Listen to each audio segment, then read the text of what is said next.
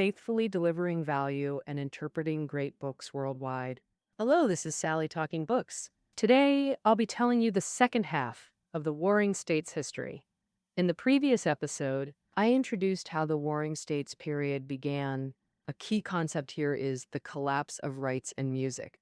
It describes the late spring and autumn period when traditional hierarchies collapsed. Ministers reformed land systems to gain popular support, seized military power from lords, and overthrew rulers to establish new states. This political shift shattered the international balance of the late spring and autumn period, casting a shadow of war over the Central Plains and sparking a century-long wave of reforms. How? In states like Wei and Qin, where reforms succeeded, a new political system took root.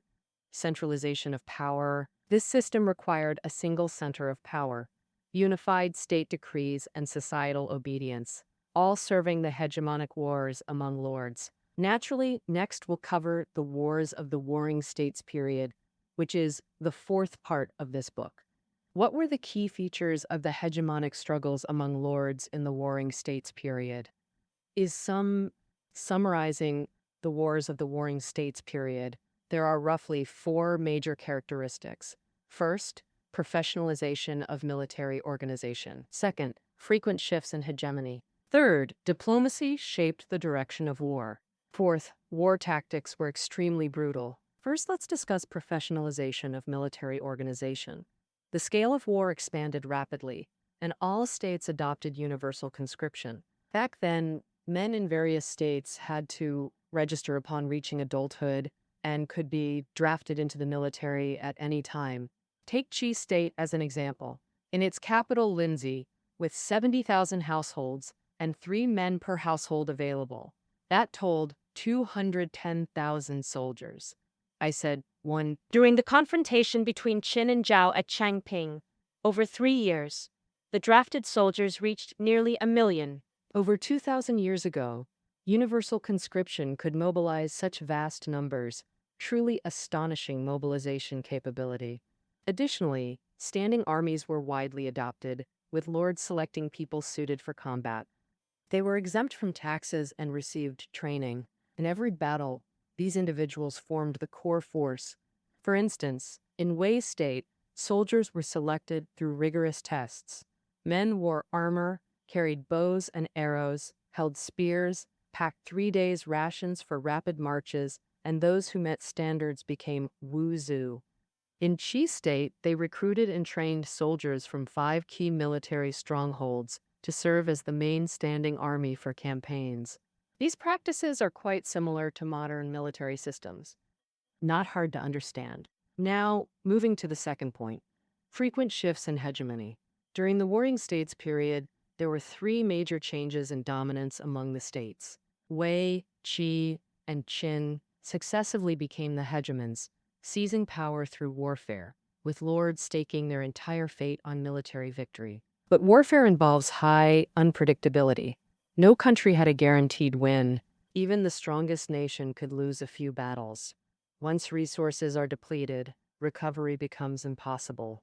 The most classic example is Wei. As the most responsive state in the Warring States era, due to its poor strategic position, Wei initiated reforms early, expanded territory, and became the first hegemon, but lost its dominance through just 2 decisive wars.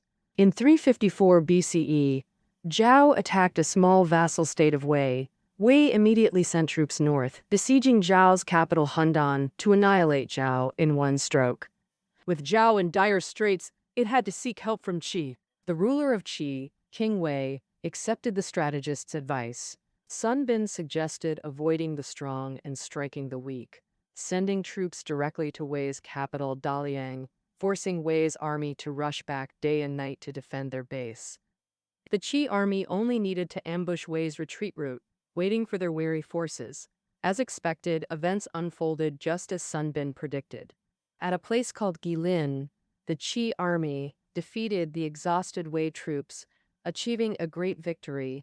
This is the famous historical surrounding Wei to rescue Zhao. 11 years later, to make up for the loss at Guilin, Wei gathered strength and launched another war. This time, their target was Han, unsurprisingly. Han also sought aid from Qi, and Qi repeated the tactic of surrounding Wei to rescue Han, again sending troops straight to Dalian. This time, Wei was prepared. They withdrew forces from the front, led by Crown Prince Xin and Pong Wan with 100,000 men to counterattack the Qi army. The Qi army fought while retreating, reducing cooking stoves at each camp to deceive Wei into thinking they were fleeing in fear. Wei grew complacent, fell for the trap, and advanced into Qi territory. In the ambush set at Malin, Wei's main force of 100,000 was annihilated, and Wei's heir, Crown Prince Shen, was captured and died. This is the famous historical Battle of Malin. After these two decisive battles, Wei was severely weakened and never recovered its former power. It became a second-rate state, relying on diplomacy for peace, hiding under the protection of stronger nations to avoid attention, while Qi replaced it as the new hegemon. Qi's rise wasn't isolated. Later powers like Zhao and Qin also became hegemons through decisive battles.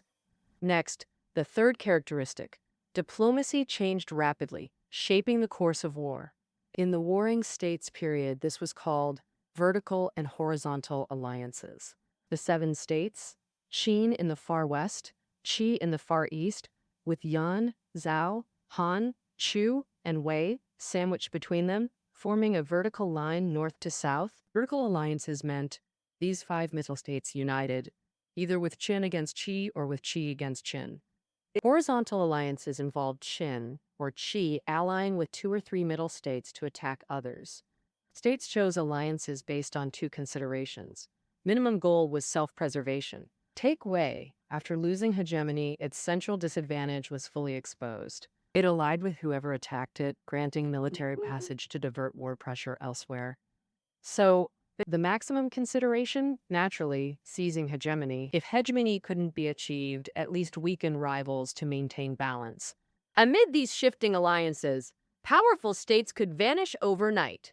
The most famous case was Qi. Qi became hegemon under King Wei and passed to his grandson. Under King Min, after 50 years of expansion, Qi controlled Yan, annexed Song, defeated rivals, and peaked. But right after annexing Song, less than 2 years later, a war that reshaped the era suddenly struck, shaking Qi's foundations. This was the five-state alliance against Qi.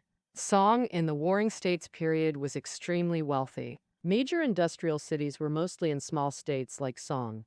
Sandwiched between powers, it became untouchable meat. Any state annexing Song would provoke envy and become everyone's target. Q once attacked Song but had to abandon the campaign midway due to intervention from other states. In 286 BCE, Qi resolved to take advantage of Song's internal turmoil and annexed Song outright. Qi's expansion immediately alarmed the other states, triggering the vertical alliance mechanism. After meetings in 284 BCE, 2 years after Qi conquered Song, the five states of Qin, Zhao, Wei, Han, and Yan jointly attacked Qi. Led by Yan's general Yue, they crushed Qi's army in the Battle of Jixi. Afterwards, other states captured territories on the borders, while Yue led Yan's army deep into Qi, capturing Linzi and occupying large areas of Qi's cities. 2. Under the pretext of rescue, sent troops north, killed the fleeing King Min of Qi, and shared looted goods from Qi with Yan. So, what were the consequences of this war? Although Qi eventually regained its state thanks to Tiandan defending a lone city, after the turmoil, Wei and Chu divided Song's lands, and Qi completely lost its hegemonic power, no longer able to influence events. Oh, okay, we've covered the power of diplomacy. Let's look at the fourth characteristic of warring states warfare, the use of any means necessary. First, states abandoned basic political integrity for victory. In the Battle of Wuchang in 340 BCE, Shang Yang was Qin's commander, and he was an old friend of Wei's commander, Prince Ang. Prince Ang was an old friend. Shang Yang exploited this to prepare a grand meeting. deceiving Prince Ang into negotiating peace and withdrawing troops. As a result, Prince Ang attended and was captured, and Wei's army, leaderless, was defeated. Second, states used spies to detect others' movements, even setting traps to drag them into wars. Yan's example is most typical. Yan was conquered by Qi during King Xuan's reign. After King Zhao of Yan restored the state, it became a vassal of Qi. Outwardly subservient and inferior to Qi, inwardly he aimed to destroy Qi, avenge the loss, and exact revenge. Relying solely on Yan's strength wasn't enough. He had to use leverage. King Zhao sent a spy named Su Qin to Qi, instructing him to urge the Qi king to annex Song, ultimately pushing Qi toward ruin. Lastly, there was large-scale killing of enemy soldiers and civilians in war zones, done to weaken opponents' national strength.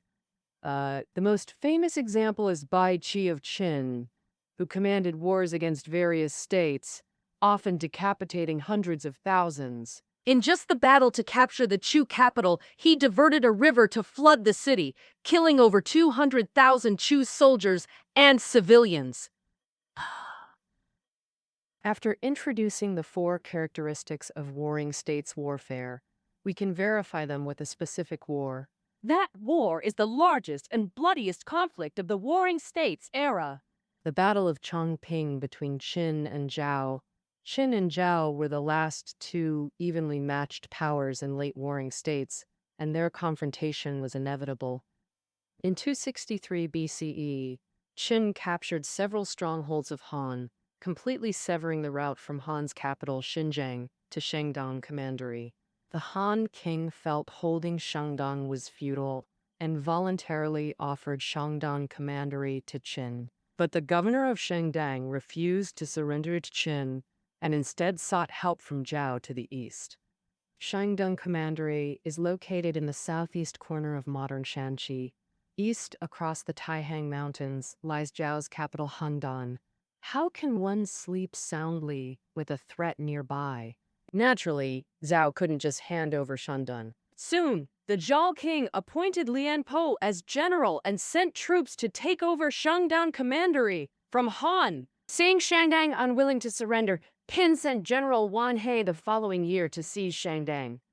As a result, Qin and Zhao confronted each other at Chongping, near modern Gaoping in Shanxi, marking the beginning of an unprecedented war in the Warring States era. During this time, neither Qin nor Zhao forces could overwhelm the other. Thus, both states continuously added troops and supplies to the front. Changping was covered in fortifications. 1 million soldiers crowded into an area 20 leagues wide, east-west, and 50 leagues long. To visualize, this area is roughly the size of 20,000 large football fields. Spread out, that means each football field had to accommodate 5,000 soldiers. Extremely dense. The Qin and Zhao armies faced off at Changping for 3 years. Such attrition was unsustainable for both, because the mountainous terrain made transporting grain difficult. Qin, coming from afar, had supply issues, while Zhao faced a grain crisis and couldn't hold out long. On the battlefield, no winner could be determined. Both Qin and Zhao sought to force the other to withdraw through diplomacy. Qin promised benefits to other states, while threatening that if they sided with Zhao, they'd be attacked after Handan. Zhao, meanwhile, helped to unite other states to isolate Qin, creating a threat to Qin's rear. But states outside Qin and Zhao were terrified of Qin, afraid to offend it, and feared that a strong Zhao would become another oppressive power over them. So, from start to finish, none dared to take a clear stance. By April 260 BCE, Qin pressured Zhao forces, with Qin general Wang He defeating them in several minor battles. Lian Po retreated repeatedly but barely held on. In such tension, even without heavy losses, Zhao's morale plummeted, showing signs of defeat. Soon, this pressure reached Handan. The Zhao king hoped to end the standoff quickly through diplomacy. After discussions, Zhao sent an envoy to sue for peace with Qin, and the envoy arrived in Xinyang. Qin then lavishly hosted Zhao's envoy, creating a smokescreen of alliance between the two powers, deepening other states' fears of Zhao's rise. But whenever the Zhao envoy mentioned troop withdrawal, the Qin king avoided direct answers. By then, Qin had placed a heavy bet, gambling that Zhao would make the first mistake. Qin sent spies to spread rumors in Handan.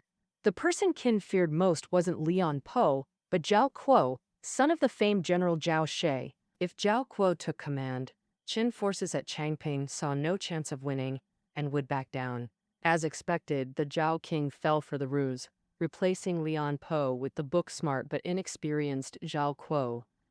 Seeing the plot succeed, Qin knew 400,000 Zhao troops were trapped like turtles in a jar, just waiting for Zhao Kuo to make a mistake. In July, Supreme Commander Bai Qi secretly arrived at Chongping to set the final trap, luring Zhao Kuo into attacking. Bai Qi ordered the central Qin forces to feign retreat while sending cavalry from both flanks to cut off Zhao's retreat. Zhao Kuo, young and impulsive, took the bait. Zhao troops advanced toward Qin's fortifications, only to have their retreat cut off, forcing them to await reinforcements. Now or never. When news of Zhao's encirclement reached Xianyang, the Qin king knew final success was within reach. He went east personally, granting commoners one noble rank and conscripting all able-bodied men over 15 to Changping, using human wave tactics to block Zhao's reinforcements and supply routes. Surrounded for 46 days with supplies exhausted, Zhao troops split into 4 teams for breakout attempts. Zhao Kuo, failing to break out, was killed by Qin arrows. Qin captured hundreds of thousands of Zhao troops at the cost of half its own forces. Most of those prisoners of war were executed. Only 240 were left, with the young ones sent back to Honggan, and the rivers near the battlefield turned red. 1 month after the Battle of Changping, Qin capitalized on its victory, broke through the Taihang Mountain Pass, and besieged Zhao's capital Handan, marking the end of the most brutal battle in the Warring States era. Ha! Although 3 years later, Lord Xingling of Wei stole a military token to rescue Zhao, repelling the Qin army under Handan and temporarily saving Zhao, Qin was undeniably the sole hegemon of the Warring States world. It was only a matter of time before Qin devoured the other states and unified the realm, with no uncertainty left. Okay, that wraps up the characteristics of the hegemonic struggles among the lords during the Warring States period. And at that time, each lord not only had to reform their state, amass power, and wage wars, but also fully leverage diplomacy and spy networks to gain an edge in the dominance race. To weaken rivals, mass killings of enemy soldiers and civilians were routine, and over 2.5 centuries, hegemony shifted multiple times until Qing emerged victorious at Chongqing, becoming the ultimate hegemon of the era. It was precisely amid this intense turmoil that a massive explosion of thought erupted. China's ancient main schools of thought, including Confucianism, legalism, and Taoism, all took the stage during this time. This is the final part of the book on Warring States history. The 100 schools of thought contention during the Warring States era. Any turbulent age sees a blossoming of ideas. Years of continuous warfare in the Warring States era saw millions of heads fall on the battlefield, shaking people's fundamental existence. Back then, whether commoners or nobles, all sought ways to quickly end the chaos, free themselves from death's fear, and thus various ideologies to end the troubled times arose. There were many schools of thought at that time, roughly divisible into 3 major tendencies. The first is more reclusive, wanting to escape the era's turmoil, with Taoism being the most representative. They mostly uphold the basic principle that all things, their original form is good. The reason disharmony arises is because humans always want to change the natural state of things. For instance, a crane has long legs and an elegant posture. Would cutting him off and attaching him to a duck make the duck happy because its legs got longer? And from a Taoist view, that's impossible. Faithfully delivering value, interpreting great books worldwide. Hello, this is Sally talking books. Today, I'll tell you the second half of Warring States history, as mentioned in the previous episode. I introduced how the Warring States era began. A key concept here is the collapse of rights and music. It describes the late spring and autumn period when traditional hierarchies collapsed. Ministers reformed land systems to gain support, seized military power from lords, and overthrew rulers to establish new states. This political shift shattered the international balance of the late spring and autumn period, casting a shadow of war over the Central Plains and sparking a century-long wave of reforms. In states like Wei and Qin, where reforms succeeded, a new political system took root. Centralization of power. This system required a single center of power, unified state decrees, and societal obedience, all serving the hegemonic wars among lords. Naturally, next we'll cover the wars of the Warring States period, which is the fourth part of this book. Now, what were the key features of the hegemonic struggles among lords in the Warring States period? Summarizing the wars of the Warring States period, there are roughly four major characteristics. First, professionalization of military organization. Second, frequent shifts in hegemony. Third, diplomacy shaped the direction of war. Fourth, war tactics were extremely brutal. First, let's discuss professionalization of military organization. The scale of war expanded rapidly, and all states adopted universal conscription. Back then, men in various states had to register upon reaching adulthood and could be drafted into the military at any time. Take Qi State as an example. In its capital, Lindsay, with 70,000 households and 3 men per household available, that totaled 210,000 soldiers. During the confrontation between Xin and Zhao at Changping, over 3 years, the drafted soldiers reached nearly 1 million. Over 2,000 years ago, universal conscription could mobilize such vast numbers, truly astonishing mobilization capability. The belief in innate human goodness is Mencius' most important doctrine. The theory of innate evil posits that human nature cares only for self-preservation, lacking morality or shame, like an untamed beast. Without learning societal rules later in life, a person would harm others without restraint for their own survival. Although this evil nature theory originated from Xunzi, another Confucian, Hanfei's legalist school, took it to its extreme. Having covered these opposing views on human nature, let's examine Confucianism and legalism. Regarding differing socio-historical views, Confucians saw the Warring States era as chaos at its peak. Hanfei believed ancient times had sparse populations and abundant resources, allowing people space for dignity. But by the Warring States period, larger populations and scarcer resources made mutual plunder inevitable. Given these two fundamental differences, Confucians and legalists reached opposite conclusions on ending the Warring States chaos. Mencius argued the chaos stemmed from rulers losing their conscience. To end it, lords must practice benevolent governance, making the kingly way their highest goal, prioritizing people's welfare. Like ancient sage kings, implement the kingly way, cherish the people so they no longer suffer hunger or exposure. Any lord doing this would win the people's hearts. The Warring States chaos would naturally end. But Hanfei saw things developing in the opposite direction. He believed the chaos came from rulers not being harsh enough. To end the turmoil, implement strict laws, strengthen control, and establish centralized monarchical rule. Issue draconian laws making the ruler the standard. Reward compliance, brutally punish doubters or violators. Then all will serve the ruler, ending chaos.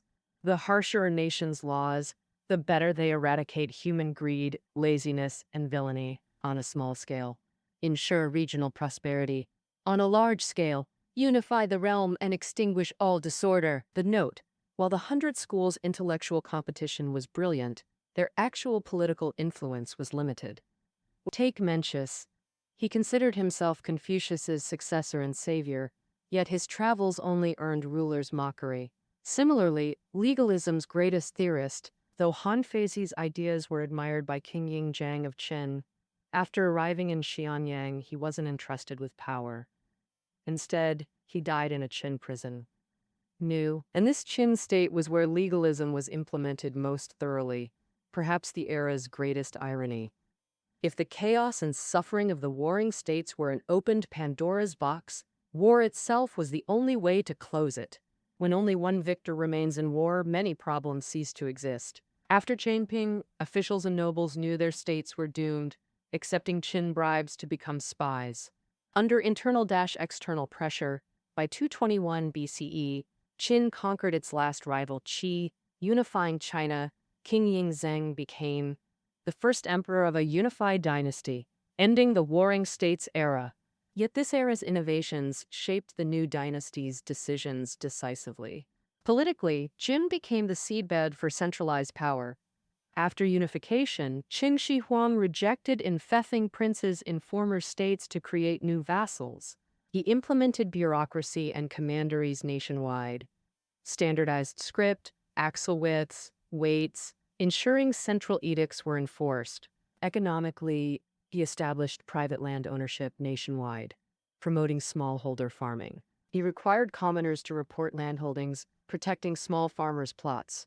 He affirmed property rights and levied land taxes. Culturally, while banning private scholarship, Qin Shi Huang blended warring states' philosophies to serve unification. He championed legalist centralization yet embraced Confucian rituals, like the Mount Tai Fengshan ceremony, declaring himself heir to ancient sage kings. Of course, everything was just beginning. The warring states' political, economic, and cultural legacies were absorbed by later dynasties, encoding China's imperial history for millennia. All right, that concludes our interpretation of warring states' history. Study notes are below the audio. See you next episode.